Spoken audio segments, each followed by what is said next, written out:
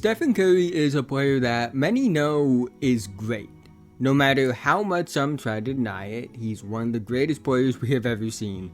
His accolades, statistics, and tape are undeniable. He's the best point guard of my lifetime. He's the greatest shooter ever, and it's not close.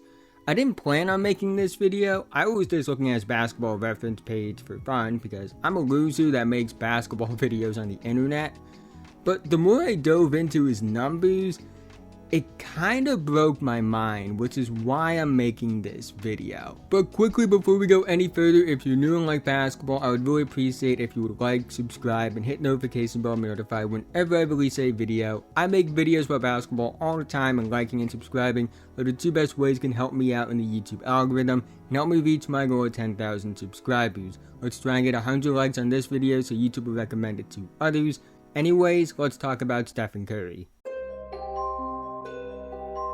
So Stephen Curry is the all-time three-point field goals made leader for career at 3,390. He's at the top of the list, which alone makes his case very good for greatest shooter ever. But here's why it's not even close. First of all, he's the only player in NBA history currently with 3,000 career three-pointers made. I do think that will change in a few years. I think Harden and Dame will join him in that club in due time. But what makes the fact that Steph is currently the only one with at least 3,000 career three-pointers is how many games he's played.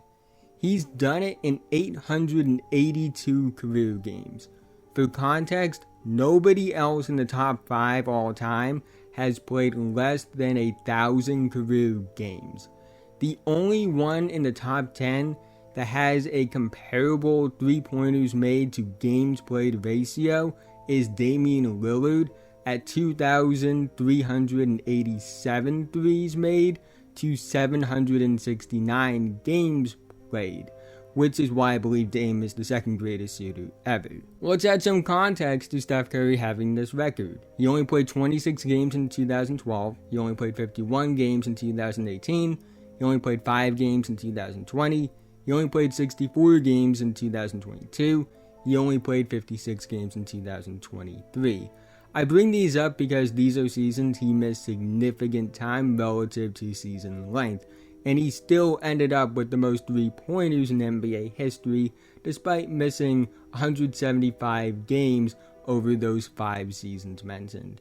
And by the way, he still led the NBA in three-pointers made in 2022 despite only playing 64 games. He hit 23 more threes than second place that season, despite the fact that Buddy Hield, the player who finished in second, played in 81 games. I did the math on how many three-pointers Steph would have had if he didn't miss those games. To be very clear, this is a hypothetical. We can't factually say that this would have happened if he didn't miss those games. These are just projections based off what he has done as a shooter, whether it be in the season that he was playing based on the per game numbers, or in the case of a season like 2020 where he was outlier bad in those 5 games as a shooter. I used some other seasons to get an idea of what he probably would have done had he been healthy. So the number of threes he would have hit had he played those games he missed would have been 4,097 career three-pointers made. And the thing is, while this is really cool and it shows how much better Steph could have been as a shooter, he doesn't need this hypothetical to prove he's that far ahead of every other player in NBA history as a shooter. Despite giving everyone else a generous 175 game advantage in terms of games missed, I could have made that number higher by wanting to keep it to seasons that he missed significant time compared to NBA season length. He still makes everyone else look like they aren't on the same level, and he's still miles ahead of everyone else. So there are 3 seasons in NBA history where a player has averaged at least 5 three-pointers made per game. So who are responsible for those 3 seasons? Stephen Curry in 2016, Stephen Curry in 2019, Stephen Curry in 2021. There are 6 seasons in NBA history where a player has averaged at least 10 3-point attempts per game and has shot at least 40% from 3. 2 of those seasons are Damian Lillard in 2021 and Klay Thompson in 2023. The other 4, Stephen Curry in 2016, Stephen Curry in 2019, Stephen Curry in 2021, and Stephen Curry in 2023. If that isn't enough proof that he's in a class of his own as a shooter, I don't know what is. And it goes beyond just his ability as a shooter. His scoring numbers are insane as well.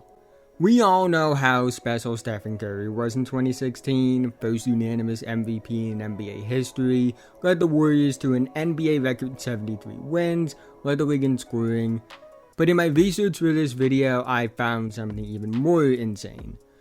36 players in NBA history have averaged at least 30 points per game in a season once. Some have done it just once, some have done it more than once. Stephen Curry has done it twice. He did it in 2021 when he averaged 32 points per game. He did it in 2016 when he averaged 30.1 points per game. So, of all the seasons a player has averaged at least 30 points per game, where they play at least 55 games, here are the 2 most efficient seasons in NBA history among 30 plus point per game scorers in terms of true shooting percentage. Stephen Curry in 2016 at 66.9%. Stephen Curry in 2021 at 65.5%. His 66.9 true shooting percentage in 2016 is the best true shooting percentage of any MVP since 2000. If you look at his prime, which I believe started in 2015 and is still going on now, he doesn't have a season where he's played at least 50 games where his true shooting percentage is below 60. The only time it ever happened in his prime was in 2020 when he played 5 games. Not only is Steph Curry a great shooter, he's an all-time great scorer. He has one of the best offensive peaks in NBA history, which I would argue might be the greatest offensive peak in NBA history.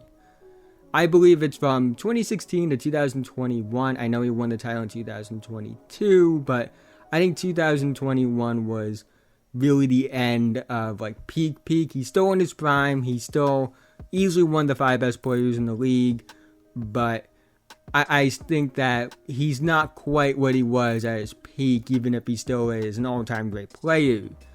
During that span, he's averaged 28.1 points per game, 5.2 rebounds per game, 6.1 assists per game, 48.3, 42.8, 91.3 splits with a 65 true shooting percentage.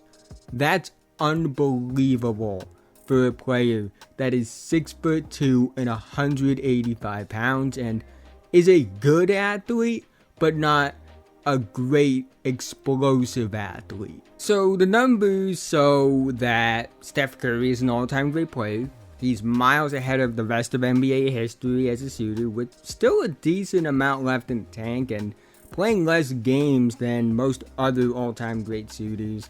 I think he's going to put up numbers as a shooter that are going to be hard to reach. He's an all-time great offensive player with one of the greatest peaks in NBA history. He's historically productive and efficient. But here's what makes it all even more insane beyond the numbers for me. It's the fact that his tape is even more impressive. He's not taking easy shots. He's not getting easy looks. Defenses are game planning for him the moment he crosses half court. His offense is so great. His shooting ability is so deadly that teams were helping off of Kevin Durant, another all-time great offensive player in his own right, to try and stop Steph Curry. He saw double teams, and still sees double teams honestly, the moment he's 30 feet from the basket. He draws help defense the moment he touches the basketball. He's the focus of opposing defenses even when he doesn't have the basketball in his hands. And despite all of that, it doesn't matter. It doesn't matter at all. He still torches those defenses. he's still uber efficient and productive. With a shot diet that would get a majority of basketball players across all levels benched. He takes shots that are viewed as bad for anyone that isn't him. He creates off the bounce and takes deep threes. He makes shots that don't feel possible and hits them with consistency. When you add what he does on tape and the lengths defenses go to try and contain him and fail, with his numbers as a shooter and scorer, it's why he's by far the greatest shooter to ever touch a basketball. It's why I believe he's one of the 3 to 5 greatest offensive players in NBA history. It's why he's easily a top 10 player ever and top 2 point guard ever. And if you don't want to believe that he's a point guard because he doesn't average the most assists in the world, that's fine. Because he's a top 2 shooting guard ever if you want to classify him as that. It's fitting that Steph is a Bay Area sports legend, because to me, he's the Barry Bonds of 3-point shooting. The numbers feel fictional. The numbers show he's in a class of his own. He's undeniably the best shooter we have ever seen. On tape, he gives off that same fear as a shooter that Barry Bonds gave off as a hitter. He has records that are absurd. The efficiency numbers are also absurd. And he has a record that he's continuing to build on. And by the time he retires, I think the number of threes he's going to be at is going to be nearly impossible to overtake. Because based off the way he's playing, he still looks like he has a lot left in the tank. I don't think anyone's going to overtake him as a shooter of all time. It would shock me if we ever see a player that does what Stephen Curry has done as a shooter. Because he created an era of high volume 3-point shooting. And still is in a class of his own within that era that he created. But that's the end of this video. If you made it to this point, thank you so much. Again, haven't already, like, subscribe, hit notification bell, I'm notified whenever I release a video. I make videos about basketball all the time, and liking and subscribing are the 2 best ways can help me out in the YouTube algorithm and help me reach my goal of 10,000 subscribers by the end of the year. Let's try and get 100 likes on this video so YouTube will recommend it to others. And let me know what you think about Stephen Curry.